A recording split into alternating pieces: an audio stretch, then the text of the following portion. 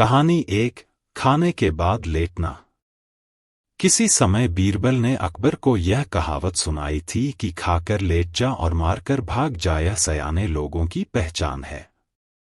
जो लोग ऐसा करते हैं, जिंदगी में उन्हें किसी भी प्रकार का दुख नहीं उठाना पड़ता। एक दिन अकबर के अचानक ही बीरबल की यह कहावत याद आ गई। दोपहर का समय था। उन्होंने सोचा, बीरबल अवश्य ही खाना खाने के बाद लेटता होगा। आज हम उसकी इस बात को गलत सिद्ध कर देंगे। उन्होंने एक नौकर को अपने पास बुलाकर पूरी बात समझाई और बीरबल के पास भेज दिया। नौकर ने अकबर का आदेश बीरबल को सुना दिया। बीरबल बुद्धिमान तो थे ही, उन्होंने समझ लिया कि बादशाह ने उसे क्यों तुरंत आने के लिए कहा है। इसलिए बीरबल ने भोजन करके नौकर से कहा, ठहरो, मैं कपड़े बदल कर तुम्हारे साथ ही चल रहा हूं। उस दिन बीरबल ने पहनने के लिए चुस्त पाजामा चुना। पाजामे को पहनने के लिए वह कुछ देर के लिए बिस्तर पर लेट गए। पाजामा पहनने के बहाने वे काफी देर बिस्तर पर लेटे रहे। फिर नौकर के साथ चल दिए। जब बीरबल दरबार में पहुंचे तो अकबर ने कहा, कहो बीरबल, खाना खाने के बाद आज भी लेटे या नहीं? बिल्कुल लेटा था जहांपनाह। बीरबल की बात सुनकर अकबर ने क्रोधित स्वर में कहा, इसका मतलब तुमने हमारे हुक्म की अवहेलना की है। हम तुम्हें हुक्म उदूली करने की सजा देंगे। जब हमने खाना खाकर तुरंत बुलाया था, फिर तुम लेटे क्यों? बादशाह सलामत। मैंने आपके हुक्म की अवहेलना कहाँ की है? मैं तो खाना खाने के बाद कपड़े पहनकर सीधा आपके पास ही आ रहा हूं। आप तो पैगाम ले जाने वाले से पूछ सकते हैं। अब ये अलग बात है कि ये चुस्त पाजामा पहनने के लिए ही मुझे लेटना पड़ा था, बीरबल ने सहज भाव से उत्तर दिया। अकबर बादशाह बीरबल की चतुरता को समझ गए और मुस्करा पड़े। कहानी 2 अब तो आन पड़ी है। अकबर बादशाह को मजाक करने की आदत थी। एक दिन उन्होंने नगर के सेठों से कहा, आज से तुम लोगों को पहरेदारी करनी पड़ेगी। सुनकर सेठ घबरा गए और बीरबल के पास पहुंचकर अपनी फरियाद रखी। बीरबल ने उन्हें हिम्मत बंधाई। तुम सब अपनी पगड़ियों को पैर में और पायजामों को सिर पर लपेटकर रात्रि के समय में नगर में चिल्ला चिल्लाकर कहते फिरो, अब तो आन पड़ी है। उधर बादशाह भी भेष बदलकर नगर में गश्त लगाने निकले। सेठों का यह निराला स्वांग देखकर बादशाह पहले तो हंसे, फिर बोले, यह सब क्या है? सेठों के मुखिया ने कहा, जहांपनाह, हम सेठ जन्म से गुड़ और तेल बेचने का काम सीख कर आए हैं। भला पहरेदार क्या कर पाएंगे? अगर इतना ही जानते होते तो लोग हमें बनिया कहकर क्यों पुकारते? बादशाह अकबर बीरबल की चाल समझ गए और अपना हुक्म वापस ले लिया। कहानी 3 कवि और धनवान आदमी। एक दिन एक कवि किसी धनी आदमी से मिलने गया और उसे कई सुंदर कविताएं इस उम्मीद के साथ सुनाई कि शायद वह धनवान खुश होकर कुछ इनाम जरूर देगा। लेकिन वह धनवान भी महाकंजूस था। बोला, तुम्हारी कविताएं सुनकर दिल खुश हो गया। तुम कल फिर आना, मैं तुम्हें खुश कर दूंगा। कल शायद अच्छा इनाम मिलेगा। ऐसी कल्पना करता हुआ वह कवि घर पहुंचा और सो गया। अगले दिन वह फिर उस धनवान की हवेली में जा पहुंचा। धनवान बोला, सुनो कवि महाशय, जैसे तुमने मुझे अपनी कविताएं सुनाकर खुश किया था, उसी तरह मैं भी तुमको बुलाकर खुश हूं। तुमने मुझे कल कुछ भी नहीं दिया, इसलिए मैं भी कुछ नहीं दे रहा। हिसाब बराबर हो गया। कवि बेहद निराश हो गया। उसने अपनी आप बीती एक मित्र को कह सुनाई और उस मित्र ने बीरबल को बता दिया। सुनकर बीरबल बोला, अब जैसा मैं कहता हूं वैसा करो। तुम उस धनवान से मित्रता करके उसे खाने पर अपने घर बुलाओ।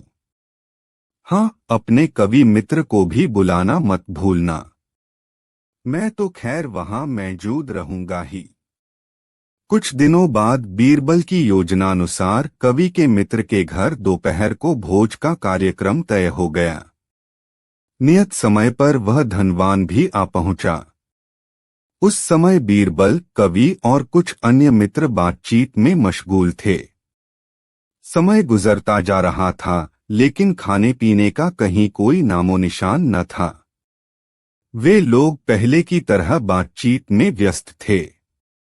धनवान की बेचैनी बढ़ती जा रही थी। जब उससे रहा न गया तो बोल ही पड़ा, भोजन का समय तो कब का हो चुका। क्या हम यहाँ खाने पर नहीं आए हैं?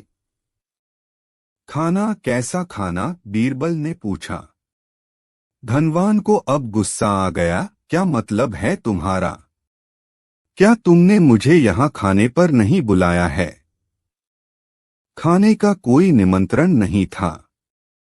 यह तो आपको खुश करने के लिए खाने पर आने को कहा गया था, जवाब बीरबल ने दिया। धनवान का पारा 7वें आसमान पर चढ़ गया। क्रोधित स्वर में बोला, यह सब क्या है? इस तरह किसी इज्जतदार आदमी को बेइज्जत करना ठीक है क्या? तुमने मुझसे धोखा किया है। अब बीरबल हंसता हुआ बोला, यदि मैं कहूं कि इसमें कुछ भी गलत नहीं तो? तुमने इस कवि से यही कहकर धोखा किया था ना कि कल आना, सो मैंने भी कुछ ऐसा ही किया। तुम जैसे लोगों के साथ ऐसा ही व्यवहार होना चाहिए। धनवान को अब अपनी गलती का आभास हुआ और उसने कवि को अच्छा इनाम देकर वहां से विदा ली। वहां मौजूद सभी बीरबल को प्रशंसा भरी नजरों से देखने लगे। कहानी 4।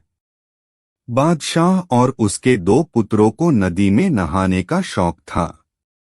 बीरबल भी कभी कभी उनके साथ नदी जाता था, पर कभी नदी में नहाता नहीं था। बादशाह और उसके 2 पुत्र एक दिन बीरबल के साथ नदी में नहाने गए और नदी में नहाने लगे। बीरबल नदी के किनारे जाकर बैठ गया और बादशाह और उनके पुत्रों के वस्त्रों की नदी किनारे रखवाली करने लगा। बीरबल ने उनके वस्त्र अपने कंधों पर टांग लिए। बादशाह को बीरबल को हमेशा से छेड़ते रहने की आदत थी। नदी में खड़े खड़े बादशाह सलामत ने बीरबल को छेड़ा और कहा कि ऐसा लगता है कि तुम्हारे कंधों पर एक गधे का बोझ लदा है। बीरबल भला कब चुप रहने वाले थे, तुरंत बोले, हुजूर, 1 नहीं 2 नहीं 3 गधों का। बादशाह यह सुनकर फौरन चुप्पी साध गए, क्योंकि तीनों के वस्त्र बीरबल ने अपने कंधों पर लटका रखे थे। कहानी 5। टेढ़ा सवाल। एक दिन अकबर और बीरबल वन विहार के लिए गए। एक टेढ़े पेड़ की ओर इशारा करके अकबर ने बीरबल से पूछा, यह दरख्त टेढ़ा क्यों है? बीरबल ने जवाब दिया, यह इसलिए टेढ़ा है क्योंकि ये जंगल के तमाम दरख्तों का साला है। बादशाह ने पूछा, तुम ऐसा कैसे कह सकते हो? बीरबल ने कहा, दुनिया में ये बात मशहूर है कि कुत्ते की दुम और साले हमेशा टेढ़े होते हैं। अकबर ने पूछा, क्या मेरा साला भी टेढ़ा है? बीरबल ने फौरन कहा, बेशक जहांपना। अकबर ने कहा, फिर मेरे टेढ़े साले को फांसी चढ़ा दो। एक दिन बीरबल ने फांसी लगाने की 3 तख्ते बनवाए, एक सोने का, एक चांदी का और एक लोहे का। उन्हें देखकर अकबर ने पूछा, 3 तख्ते किस लिए? बीरबल ने कहा, गरीबनवाज, सोने का आपके लिए, चांदी का मेरे लिए और लोहे का तख्ता सरकारी साले साहब के लिए। अकबर ने अचरज से पूछा, मुझे और तुम्हें फांसी किस लिए? बीरबल ने कहा, क्यों नहीं जहां पनाह, आखिर हम भी तो किसी के साले हैं। बादशाह अकबर हंस पड़े। सरकारी साले साहब के जान में जान आई। वह बाइज्जत बरी हो गया।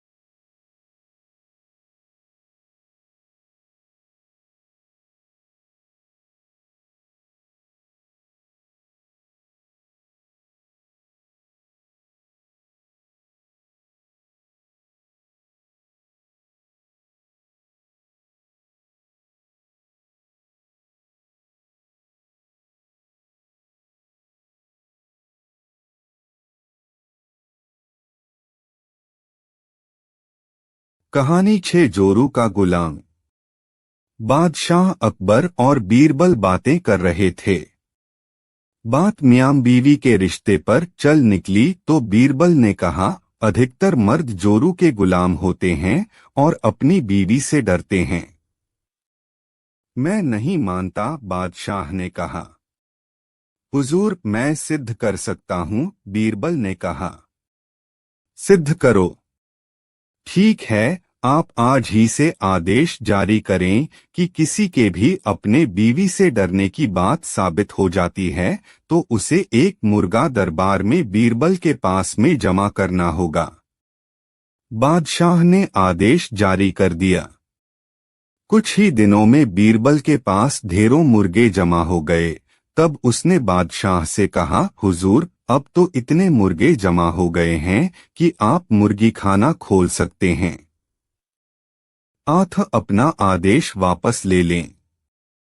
बादशाह को न जाने क्या मजाक सूझा कि उन्होंने अपना आदेश वापस लेने से इनकार कर दिया। खींचकर बीरबल लौट गया। अगले दिन बीरबल दरबार में आया तो बादशाह अकबर से बोला, हुजूर, विश्वसनीय सूत्रों से पता चला है कि पड़ोसी राजा की पुत्री बेहद खूबसूरत है। आप कहें तो आपके विवाह का प्रस्ताव भेजूं।